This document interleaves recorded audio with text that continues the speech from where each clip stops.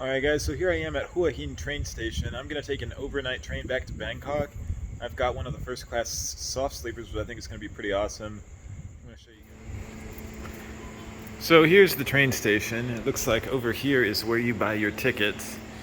You can come up, you can pay for a ticket here, or you can do it online. They've got different trains. They've got express train, the rapid train. They've got the slow train. So yeah, price varies depending on which one you take.